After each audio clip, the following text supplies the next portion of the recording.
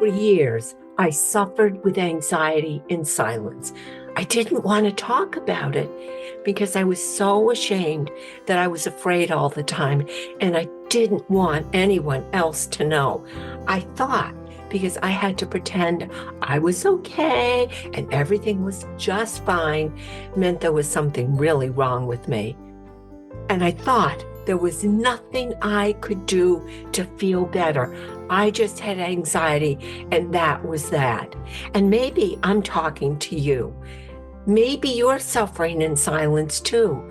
Maybe you feel like having anxiety means there is something wrong with you, that there's something to feel shame or guilt about.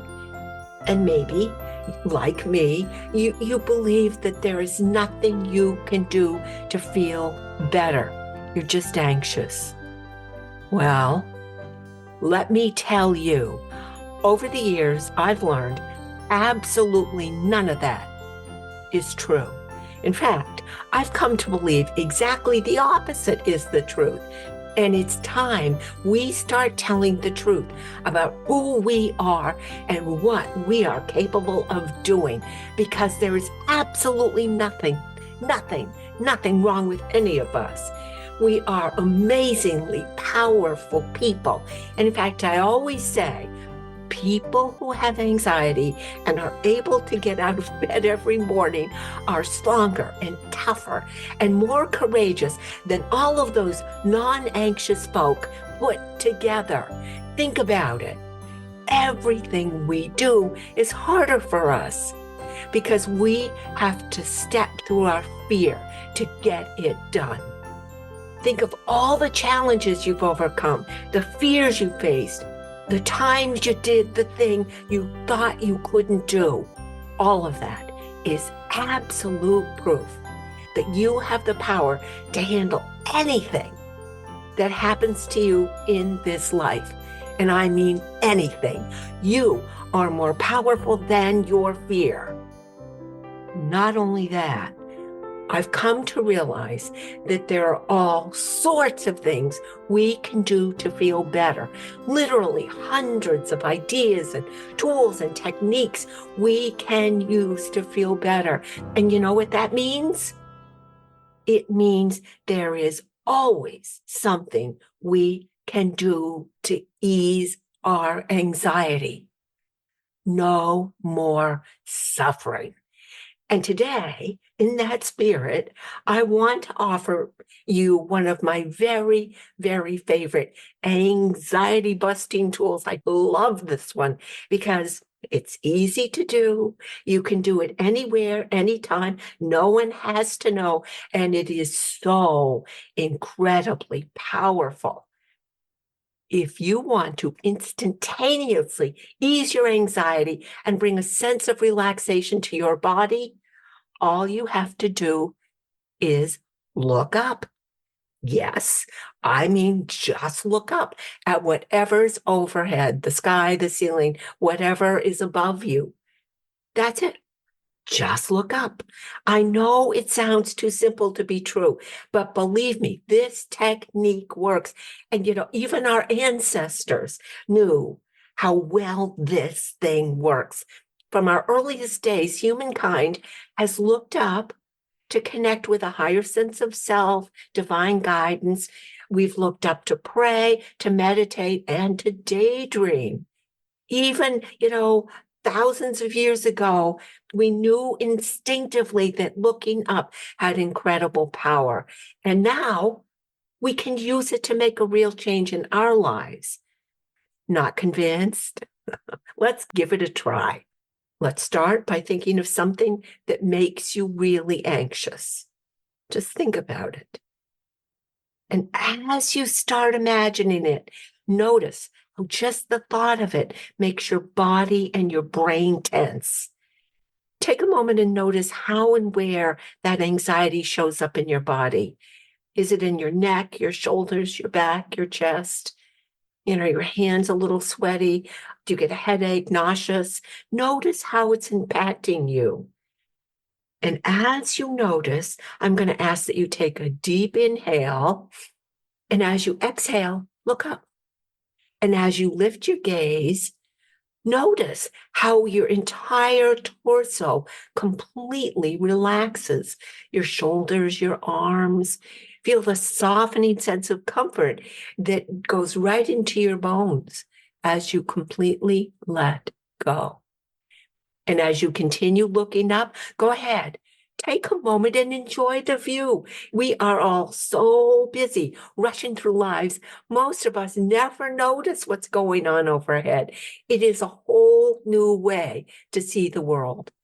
If you're inside, notice, the play of light on the ceiling, the cobwebs in the corner. If you're outside, notice the color of the sky. It is so amazingly different. The shape, the patterns change, how everything shifts and changes with the wind. Looking up can relieve physical symptoms of stress. It can lower your blood pressure, and it brings a sense of calm and ease to our bodies, our minds, and our spirits. I always think of it as like taking a 2 or 3 minute vacation anytime you want. Best of all, you can do this anytime, anywhere, no matter where you are or what's making you anxious. And while we're at it, let's talk a little bit about what does make you anxious. So let me start by asking a simple but important question. What makes you anxious? I imagine you're saying, Wendy, what doesn't make me anxious? You wouldn't believe what I deal with in my day-to-day life. School, work, parents, kids, my partner, my health, my money. In fact, getting out of bed every day makes me anxious. I do twice the work in half the time than my male counterparts. I am running on empty. Of course, we women are twice as likely to be diagnosed with anxiety. And I hear you. No question about it. We all have good reasons to be anxious, especially these days. But let's get specific about your anxiety. And let's do that by exploring some of the possible external sources of your anxiety. Some of these sources you may already be aware of. Some of them may come as a real surprise. Anyway, as I read down this list, I hope you'll listen for the ones that resonate with you. So here are 6 categories of possible external causes of anxiety. Physical, caffeine, genetics, hormones, trauma, and the media. All right, let's take them one by one, and let's start with the physical causes of anxiety. There are a number of medical issues that can make us anxious. Heart disease, diabetes, thyroid problems, which I know about personally, IBS, or irritable bowel syndrome, just to name a few. And there are a number of other medical conditions that can make you anxious. There are also some medications that can cause anxiety. In addition to asthma medications, ADHD medications, blood pressure drugs, thyroid medicines, steroids, and medications containing amphetamines, birth control pills can make you feel jumpy. Really? Who knew? Even some over-the-counter drugs can contain caffeine, and that can make you anxious. So, if you have any of those medical issues or other medical issues, if you're taking medication, or even if you aren't, even if you don't have any kind of a medical condition, I think one of the most important things you can do to address your anxiety is to make and keep an appointment with your healthcare provider. Ask all your questions. Get those questions answered. The more you know about your health and your well-being, the better off you're going to be. So, to deal with these physical causes, step 1, check in with your PCP. Next on the list is caffeine. Now, you may be someone who's able to have your 4 cups of coffee a day and have no side effects whatsoever. If so, party on. But for some of us, caffeine can be an issue. Believe it or not, caffeine is a drug, and it can make some of us really anxious. Now, if you feel jittery, 10 in the morning as you're checking in to work, I'm going to ask you to think about the caffeine you've had earlier in the morning. If you have trouble falling asleep, if you have unexplained headaches or stomach issues, consider the idea that caffeine may be to blame. Just a reminder, caffeine does not just show up in coffee and tea. It comes in some unexpected places. For instance, energy drinks, sodas, and I'm so sorry to say chocolate. So if you suspect caffeine might be making you anxious, I'm going to ask you to take a look at what you're consuming throughout the day. I'm also going to recommend that if you decide to reduce your caffeine, you do it slowly. Withdrawing from caffeine can cause some really unpleasant side effects. So take it slow. Okay. Third thing that can cause anxiety could be genetics. Is your anxiety inherited? Maybe, maybe not. We really don't know for sure. Research into the role genetics and environment play in our anxiety is still in its infancy. Nurture versus nature, not sure. But in the last few years, researchers have located a specific gene that's correlated with social anxiety. They've also located a gene that may be a factor in developing panic disorder. And I find this personally interesting because research has also found there's a tendency for generalized anxiety disorder, or GAD, to run in families. I know it certainly runs in mine. So the research is indicating that genetics may play a role in those 3 anxiety disorders: social anxiety, panic disorder, and generalized anxiety disorder. And I believe that, we're going to find that there are other anxiety disorders that have a genetic component to them. So, is your anxiety genetic? Take a minute and think about your family history of anxiety. Does your sister have panic attacks? Maybe your mom was diagnosed with social anxiety. If you have a family history of anxiety, your anxiety may be in part inherited. In other words, it may be genetic. All right, let's move to number 4, which is hormones. Now, this probably won't be a surprise to you. We've found research is showing now that one of the biggest reasons women are more anxious than men is because of the changes in our reproductive hormones over the course of our lifetimes. I'm talking about the hormonal changes during PMS, pregnancy, post-pregnancy, perimenopause, and menopause. These changes in our hormones can make us anxious. Now, maybe you're smiling because you know what I'm talking about. Maybe you've experienced some of those symptoms of PMS, those monthly changes in hormones that can make you depressed, angry, nervous, sick to your stomach, shaky, out of sorts, crazy, and generally miserable. Well, those same hormones can make you wildly anxious. In fact, they can be the cause of panic attacks. And get this, if you're already suffering from anxiety, your symptoms can get worse at this time of the month. Sound familiar?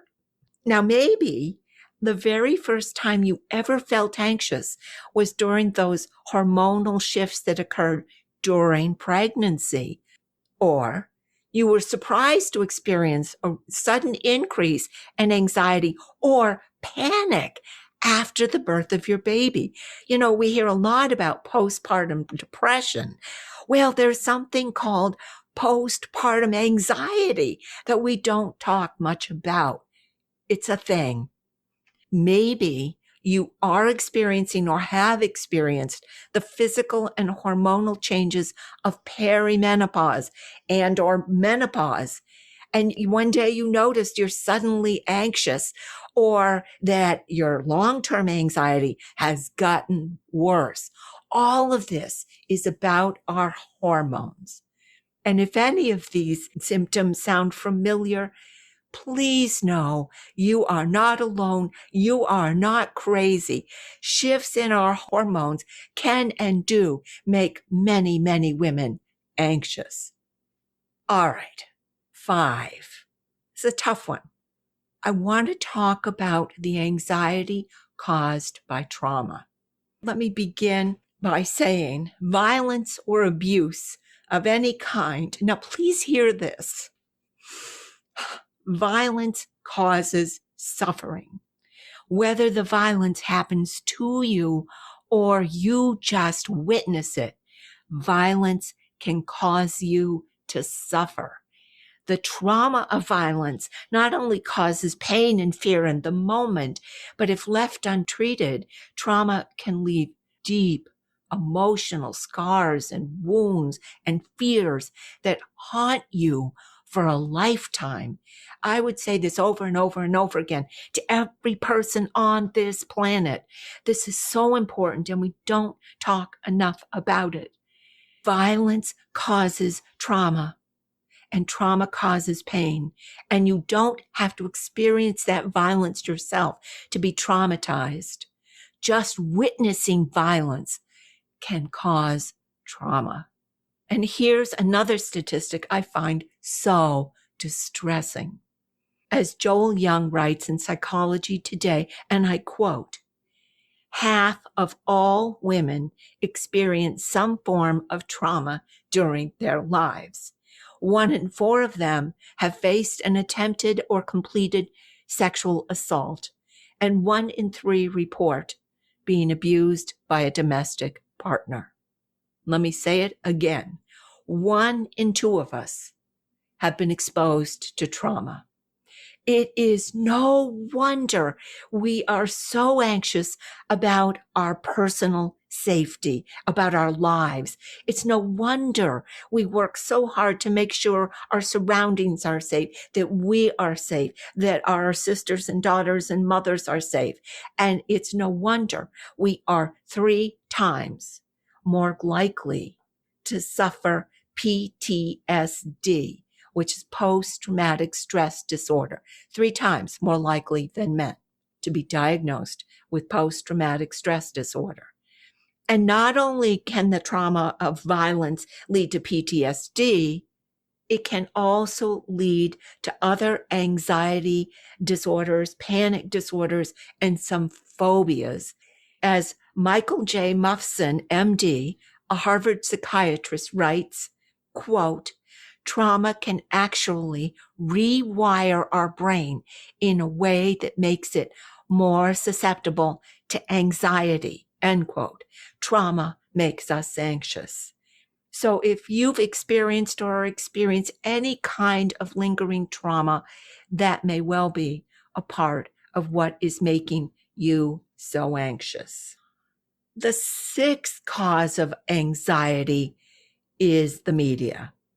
And I want to talk about, actually, there are 2 parts to this, and I want to discuss both of them today.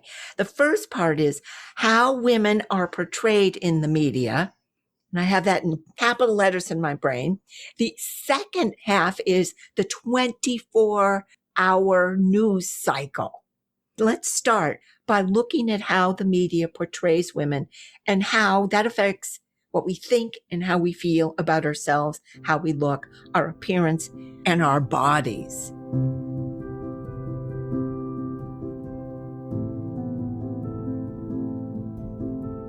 Years ago, girls learned to be women by watching how the real life women around them acted, spoke, looked, and dressed. Girls saw that real women came in all different shapes, all different sizes, with lots of flaws and imperfections. Real women were cranky. They got tired, they failed, and they certainly didn't look perfect all the time. They got sweaty, they got angry. But that's not what girls see today. Today, we are all surrounded by carefully crafted pictures of women. These pictures have been edited to make those women look thin and young and perfect. And so as young girls, we learn that for us to be okay as women, we have to look like that and act like that. We must be thin and young and flawless. And if we don't look like that, if we don't measure up physically, we are not okay. Not surprisingly, we grow up to be women who spend hours worrying about our weight, our clothes, our age, comparing ourselves not to real women, but to images and fantasies. We put enormous pressure on ourselves and our sisters and our daughters and our friends and each other to look and be perfect, or else. We set impossibly high standards for ourselves, and then we struggle in vain to meet them. It is no wonder we worry constantly about our appearance, about looking perfect, about being enough, being young enough, thin enough. No wonder we are anxious. Which brings me to the other part the media plays in this, and that is the 24-hour-a-day news cycle. News that is always on, always negative, bad news, bad news, bad news, bad news. If it bleeds, it leads. Today's media not only impacts who we think we should be as women, it also, and maybe more importantly, informs our beliefs about what the world around us is like. Is this world a safe place or not? Is it a good place to be or a bad place to be? Are you safe or are you not safe? And boy, if you watch the news in the morning, in the evening, at noon, whenever, you will hear endless stories of disasters and catastrophes and terrible, terrible things that have gone wrong overnight. What a terrible way to get your day off to a positive start or to end your day. And I want to be clear, that news does not report reality. That is not the truth about the world. It is reporting just a tiny edited part of what real life is really like. You'll hear that story about the airplane that crashed over and over and over. They'll show you pictures of the crash for days and days as if it just happened, as if riding in an airplane is the most dangerous thing you can do. But what they don't show you is that thousands of airplanes take off and land safely every day. The reality is it's safe to fly. You'll hear about fights and fires and all the reasons the world around you is a dangerous place. Don't you go out there. But you hear nothing about how most of us travel safely through our world every day. For the most part, we live our lives in safety, but that's not what we hear about. And that focus, that relentless focus, can make us feel incredibly unsafe in this world. If you watch TV, if you go to the movies, if you play video games, you are likely to see violence, brutality, and conflict, all of which reinforce the idea that life outside, you go out that door, that life is dangerous and unwelcoming, and it can make you afraid to leave your home, to travel outside, and in fact, it can make you afraid to live your life. No wonder we are so anxious. So let's wrap up for today. In this module, we discuss the external things that make us anxious. In the next module, we're going to explore the internal causes of our anxiety. We're going to talk about how our thoughts and beliefs about who we are can actually make us anxious. Because bottom line, knowing what is causing your anxiety is the key to finding the best way to heal that anxiety.